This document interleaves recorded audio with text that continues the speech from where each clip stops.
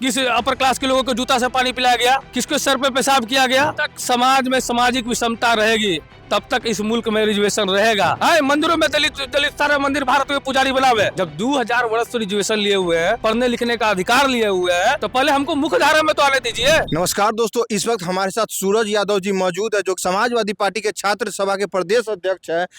Sir, आप यहाँ आज मौजूद हैं बीपी मंडल जी के पुण्यतिथि के लेकर। आरक्षण इतना जरूरी क्यों है? आरक्षण जो है ये गरीबी खत्म करे ला कोई योजना नहीं है।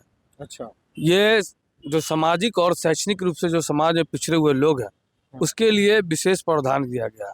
तो आरक्षण इसलिए जरूरी है। गरीबी खत्म करने के लिए सरकार कई तरह की योजनाएं चला रही है, जैसे APL, BPL, CPL।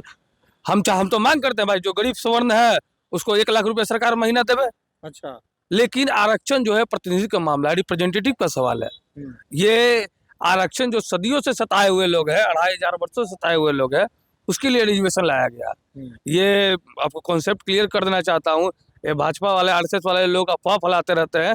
ये गरीबी खत्म करने के लिए नहीं है। गरीबी खत्म करने के लिए है तो मैं मांग करता हूँ कि EWS कोटा लाया था भारत सरकार, तो उसको बंद करे, क्योंकि गैर संवैधानिक है। और गरीब सवर्णों का जो है 20,000 रुपया, 50,000 रुपया महीना का व्यवस्था दे सरकार। अच्छा, मैं इसके बिल्कुल पक्षधर हूँ। अच्छा, बिल्कुल मैं जिम्मेदारी से इस बात को कह रहा हूँ। अच्छा, जैसे कि आपने बोला कि सवर्ण में भी जो गरीब लोग आते हैं उनको आरक्षण देना चाहिए। आरक्षण नहीं देना चाहिए, उनको विशेष पैकेज देवे। 20,000 गरीबी है, भुखमरी है, लाचारी है, तो उनको जैसे कि 20,000, 50,000 का महीना सरकार देवे। उनको आरक्षण क्यों नहीं देना चाहिए? आरक्षण मैं कह रहा हूँ ना सर, ना कि आरक्षण जो है, विशेष पैकेज के बारे में बोल रहे हैं, लेकिन आरक्षण क्यों नहीं देना चाहिए सवर्ण? आरक्षण जो गरीबी योजना नहीं है सरकार का, ये है। अच्छा, ये रिप्रेजेंटेटिव का सवाल है। अच्छा, ये प्रतिनिधित्व का मामला है, यह हक हुकूक का सवाल है। ये सवाल सताए हुए लोगों के लिए है। ये गरीबी खत्म करने के लिए सरकार APL, BPL कार्ड चला रहा है, उससे भी नहीं हो रहा है। तो मैं चाहता हूँ EWS कोटा को बंद करे और जो है कि इसको जो है कि 10-20,000 का महीना सरकार देवे। इसके पक्ष में है। गरीबी है भाई, तो गरीबी तो उसको पैसा दो, बिल्कुल इसके पक्ष में हम। अच्छा सूरज जी, एक बात बताइए, बाबा साहब अम्बेडकर ने, भीमराव अम्बेडकर ने कब आरक्षण लाया था? उतने साल हो गए आरक्षण को, रिजर्वेशन को लाए हुए। क्या सुधार आया है? अभी भी तो स्थिति वही है, दलित लोग के साथ गलत बर्ताव तो हो ही रहा है ना। देखिए, अभी जूता से पानी पिलाया गया, जूता में पानी पिलाया गया, कौन लोग थे? दलित थे। अभी जो रेप की घटनाएं हो रही है, दलितों के साथ हो रही है। अनटचेबल कौन है? नहीं, आप किसी पे स्पेसिफिक कैसे बोल सकते हैं कि वो दलित के साथ ही हो रहा है, इंसान के साथ? बिल्कुल। आज तक बताइए कि किस अपर क्लास के लोगों को जूता से पानी पिलाया गया, किसके सर पे पेशाब किया गया? नहीं किया गया। यह सिर्फ पिछड़ों दलितों के साथ किया, आदिवासियों के साथ किया जाता है। अच्छा। सवाल इसका है। और किस तरह की घटनाएं हो रही है देश में? जब तक देश में शोषण रहेगा, जब जाति और नस्ल के आधार पर भेदभाव होगा, तब तक इस मुल्क में आरक्षण रहेगा। किसी भी माई के लाल में औकात नहीं है। सूरज यादव जैसा एक भी व्यक्ति इस मुल्क में जिंदा रहेगा तो कोई भी इस आरक्षण को नहीं छू सकता है। किसी में भी इतनी हैसियत नहीं है, क्योंकि जब तक ये भूखा नंगा और ये अनटचेबल लोग रहेंगे और दलित रहेंगे, पिछड़ा रहेंगे, तब तक रिजर्वेशन रहेगा। रिजर्वेशन ये जो 2,500 से रिजर्वेशन लिए हुए हो, ये सुप्रीम कोर्ट में कोलिजियम सिस्टम जज का बेटा जज ही बन रहा है, किस लोग बन रहे हैं। इसके खिलाफ तो सवाल खड़ा नहीं करते आप लोग। आप तो, मैं धन्यवाद देता हूं कि आप इस तरह के सवाल खड़ा कर रहे हैं। ये गोदी मीडिया तो आम खाट के खाया जाता है या चूस के खाया जाता है, बादशाह से सिर्फ यही सवाल करते हैं। अच्छा सूरज जी, अभी आपने बोला कि जूता में पानी डाल के पिलाया जाता है, मोछ रखने के लिए मार दिया जाता है, और भी तरह तरह के बात होते हैं, घोड़ी चरने नहीं दिया जाता दूल्हे को। लेकिन अगर उसके उलट देखा जाए तो बहुत सारे केस ऐसे भी तो आ रहे हैं ना कि झूठे हरिजन एक्ट के केस में अपर कास्ट वाले लोगों को फंसाया जाता है। सो कॉल्ड अपर कास्ट जिसको बोला जाता है, सवर्ण लोगों को फंसाया जाता है झूठे हरिजन केस में। अच्छा एक भी बताओ, मैं पूछना चाहता हूँ, एक भी बता दीजिए कि देश में SC ST का फर्जी मुकदमा हुआ होगा। और सर, जो यदि इस प्रकार की कहीं घटनाएं हुई होगी भी, तो मैं चाहता हूँ कि इसकी पुनः जांच होनी चाहिए। ये घटना होती है सूरज जी, ऐसी घटना होती है ना भाई, कहाँ घटना हुई है? होती है। आप गांव के अगर अंदर जाइए, देखिए, आप व्यापक तौर पर देखिए, और देखिए कि आप कोई दलित, कोई संपन्न हो गया तो दलितों में संपन्नता नहीं आ गई। आप मेजोरिटी के आधार पर देखिए, आप एकाध दुक्का मैटर हो रही है, तो ऐसा कोई घटना नहीं हो रही है। मुझे तो इस तरह की घटना खबर नहीं है, लेकिन आप कह रहे हैं। नहीं, ये सच्चाई है, ऐसे भी होते हैं। बिल्कुल इस बात का निर्धार है, इसका कोई ठोस बात हमको नहीं लगता है कि कोई ठोस बात है ये। अच्छा, बिल्कुल ये इस तरह की कोई घटनाएं नहीं होने वाली है। इस तरह के जांच का विषय ना है भाई। करने वाला व्यक्ति ना गलत कर रहा है, कानून थोड़े गलत कर रहा है। कोई व्यक्ति ऐसा किया है, उसको सजा मिले, उसको बर्खास्त करे, हटावे। हाँ है ऐसा, मान लीजिए कि कोई गरीब परिवार से है और उधर भी गरीब है, लेकिन जब झगड़ा चलता है तो जाके महिला जो है हरिजन एक्ट के नाम पे केस कर देती है। अच्छा बताइए, अभी हमारे माननीय आदरणीय नेता अखिलेश जी ने लोकसभा चुनाव में कन्नौज के मंदिर में गया, हाँ।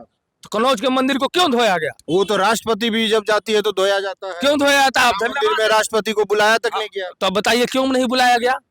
ये तो है, मैं तो वो मान रहा हूँ कि ऐसा है, जब मतलब तक समाज में सामाजिक विषमता रहेगी तब तक इस मुल्क में रिजर्वेशन रहेगा। और मैं आपके चैनल के माध्यम से नहीं, हम जो सड़कों पर भी जो मांग करते रहते हैं कि जिसकी जितनी संख्या बारी उसकी उतनी हिस्सेदारी, 100 पे 90 शोषित है, शोषितों ने ललकारा है, धन धरती राजपाट में 90 भाग हमारा है, 90% का शासन नहीं चलेगा, नहीं चलेगा।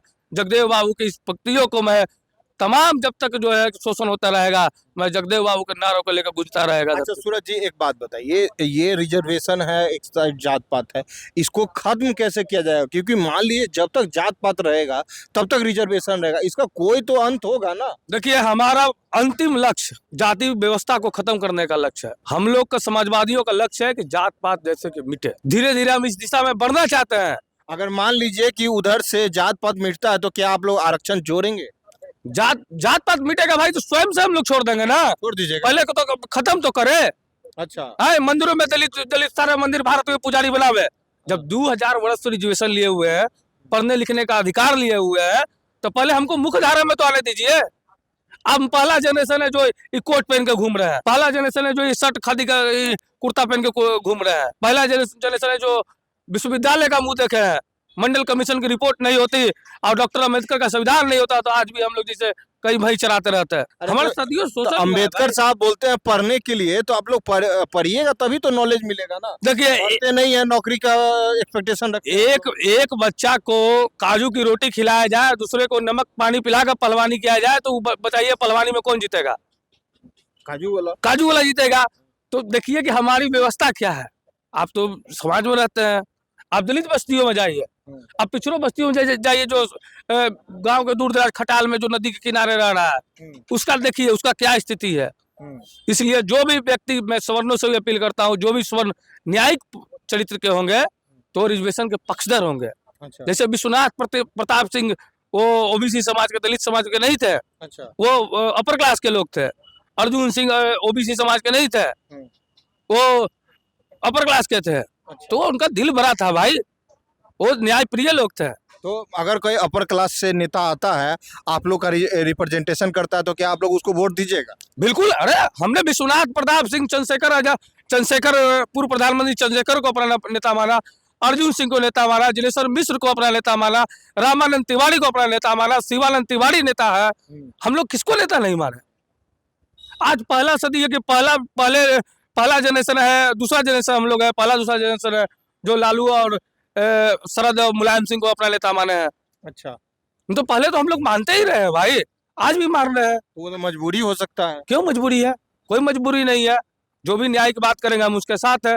आप देखिए आरजेडी कोटे से मनोज झा है, सांसद है, हमारे दल से गाजीपुर से जीते हैं, राजीव राय जी जीते हैं और कई लोग सांसद हैं। जैसे कि आप न्यायिक बनिएगा तब ना, न्यायिक बनिएगा, न्यायप्रिय लोगों का हम साथ है। और देखिए कि हमारे नेता महबूब नेता ने भारत का सबसे बड़ा पार्क जो है कि जिनेश्वर मिश्र पार्क को बनाया, उतना बड़ा किनके नाम पे है? वो तो ओबीसी समाज के नहीं थे, लेकिन न्यायप्रिय थे, समाजवादी लोग थे। समाजवादी लोग थे। बिल्कुल, जो समाज के साथ रहेगा तो हम लोग उसके साथ खड़े हैं, उनके साथ हम लोग अंतिम सांस तक लड़ेंगे। ये लड़ाई गैर बराबरी के खिलाफ है, ये किसी जाति के खिलाफ समाजवाद की लड़ाई नहीं है। मैं आप कर देना चाहता हूँ कि किसी जाति विशेष से हमारी लड़ाई नहीं है, हमारी लड़ाई गैर बराबरी से है। जो हमारा साथ देगा उस लड़ाई में, उसको जो है इतिहास याद रखेगा, वरना वो मिट जाएगा जो हमारे खिलाफ रहेगा। मिट जाएगा जो इनके खिलाफ रहेगा। आपने सुना, ये सूरज यादव जी हैं। आप इस वीडियो के बारे में क्या सोचते हैं कमेंट सेक्शन में लिखकर अपनी राय जरूर दें। और अगर आपको हमारा काम पसंद आता है तो यूट्यूब पे जासूस बाबा चैनल को सब्सक्राइब करें। धन्यवाद।